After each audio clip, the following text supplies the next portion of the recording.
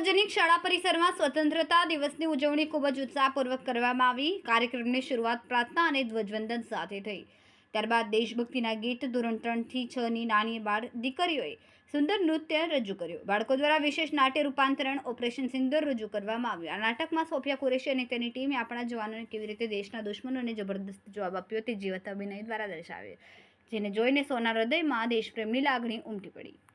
પ્રોગ્રામમાં મુખ્ય મહેમાન દેવાંશીબેન જોશી, ઉત્કર્ષભાઈ દેસાઈ, સરખેજ કેળવણી મંડળના પ્રમુખ શ્રી ડૉક્ટર મુકેશભાઈ પટેલ, માનદ મંત્રી શ્રી દશરથભાઈ પટેલ, સરખેજ કેળવણી મંડળના સભ્યશ્રીઓ, પ્રાથમિક અને માધ્યમિક વિભાગના બંને આચાર્યશ્રીઓ, બંને વિભાગના શિક્ષકો, વાલીઓ અને સ્થાનિક લોકોની હાજરીમાં સમગ્ર કાર્યક્રમ સફળતાપૂર્વક પૂર્ણ થયો અને અંતે જનગણ મન સાથે સમાપન થયું। આ પ્રોગ્રામને લઈને વધુ વિગતવાર માટે આપણે વાત કરીશું જમાવટના પત્રકાર દેવાંશી જોશી સાથે।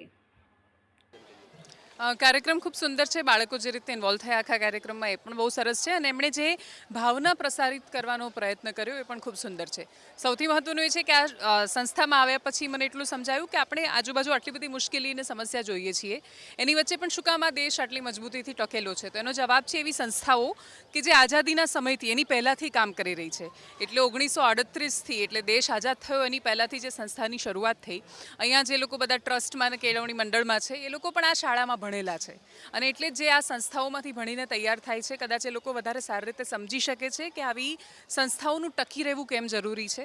ખૂબ સામાન્ય વાતાવરણ અને સંઘર્ષોમાંથી આવતા બાળકોનું બહાર આવવું, એમનું ખીલવું કેમ જરૂરી છે અને એ આ શાળામાંથી ખીલી રહ્યા છે એવું મને લાગ્યું। એ જે રીતે વ્યક્ત કરી રહ્યા હતા પોતાની વાતોને, એ જોતાં ખૂબ મજા આવી અને સાર્થક લાગ્યો આજનો કાર્યક્રમ।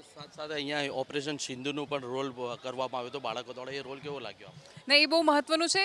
એ સંદેશો પહોંચવો જરૂરી છે। આપણે મોટાભાગે બહુ જ કહેવા માટે આપણી પાસે ઇતિહાસની બહુ બધી વાતો છે, વર્તમાનમાં આપણી આજુબાજુ શું થઈ રહ્યું છે એ કહાની પણ જ્યારે બાળકો સુધી પહોંચે છે ને એમની અંદર ઉતરે છે ત્યારે એ શૌર્યની ભાવના ઉમેરાય છે।